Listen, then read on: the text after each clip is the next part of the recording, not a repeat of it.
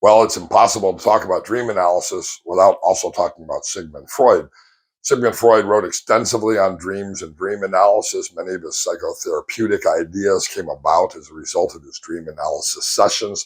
He cataloged his own dreams as well as the dreams of patients who he worked with. And Sigmund Freud's ideas have become the foundation for modern psychology. None of us would be here without him. And what's amazing to me is he wrote volumes, hundreds and hundreds of pages about dreams and dream analysis and the workings of the mind. And yet, I meet a lot of therapists today who pay no attention to client dreams or to their own dreams and simply have ignored the importance of dream analysis. So I'm really glad that you're here focusing on dream analysis. Now, what are 7 things that Sigmund Freud actually believed about our dreams and about the process of dream analysis? First, he believed that dreams represented a fulfillment of desire. Have you ever woken up for a dream and maybe you didn't even remember the dream, but you were like, wow, that was awesome. And you try to remember what you were dreaming because you knew something good had happened to you. At the same time, sometimes our dreams are a form of wish fulfillment when it would be inappropriate for those wishes to be fulfilled in the daytime world. Almost every one of us can relate to having an erotic dream that, well, we probably never told to anybody. And the reason why, according to Sigmund Freud, was that we were trying to fulfill our desires in the context of our dreams. Now, of course, many of our dreams fulfill our desires without having a sexual component. And Freud recognized that as well. Maybe you're having a dream about graduating or receiving an award or something like this. Dreams are a form of wish fulfillment. It's our mind processing that I want good things to happen to me. The second thing that Freud talked about was that dreams are displaced thoughts. Have you ever been thinking about something that was important, then you got interrupted, and you didn't have time to come back to that something that was important to you? Freud would say later on that night or sometime in the near future, you very well may dream about that. And the reason why is because you had displaced thoughts, interrupted thoughts. And dreams give us the time and the space and the place to continue with our thought patterns that we weren't able to devote to in our conscious or our awakened time periods. Dreams are a form of subconscious censorship, according to Sigmund Freud. And what he means by that is this: there are inappropriate thoughts that, yeah, the expression is that was an out loud, that shouldn't be an out loud thought. And we all have those things.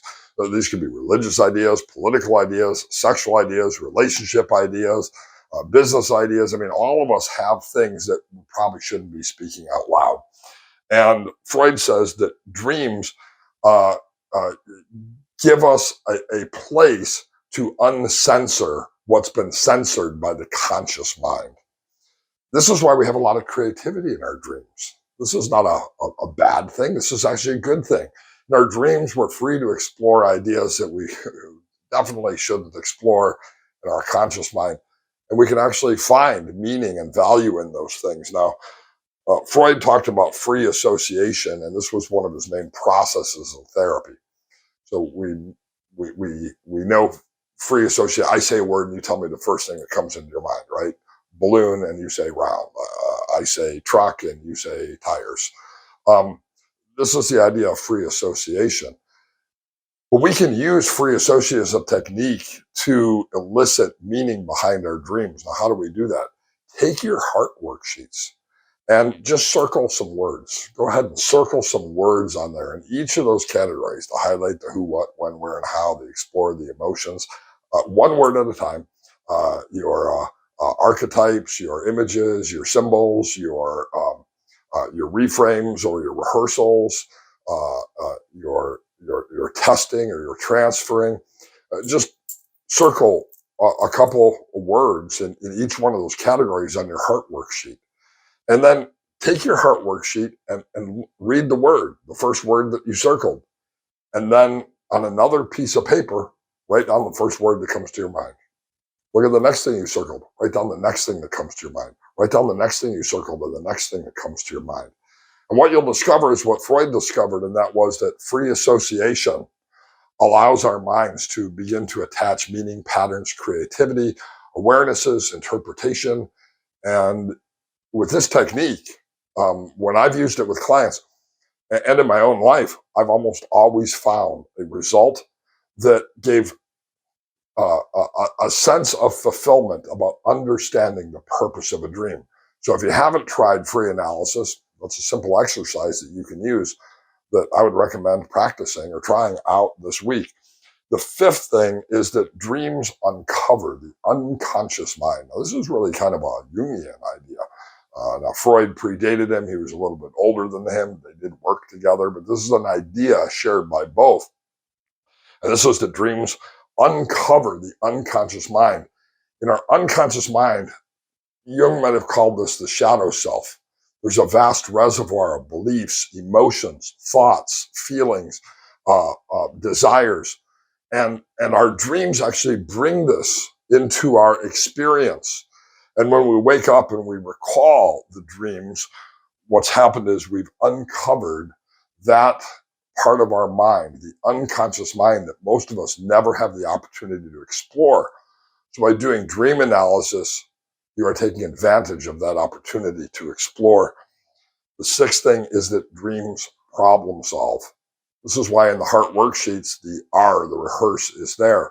So we can try in our mind different outcomes. What would happen if that dream was different? Or what if we put somebody else in the dream? Or what if I took a different action in that dream?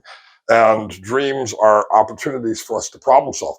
This is why we should not be upset when we have a nightmare, or even if a kid has a nightmare, because it's an opportunity to rehearse difficult emotions, conversations, choices, all of these sorts of things.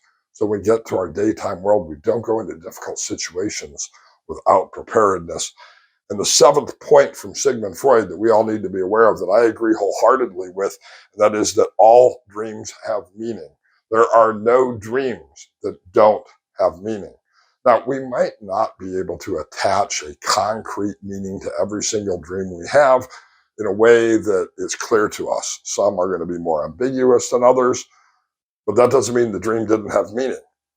All dreams, no matter how silly, how obscure, how short, how unimportant they seem, have some type of value to us in our unconscious mind as well as in our conscious mind and conscious world.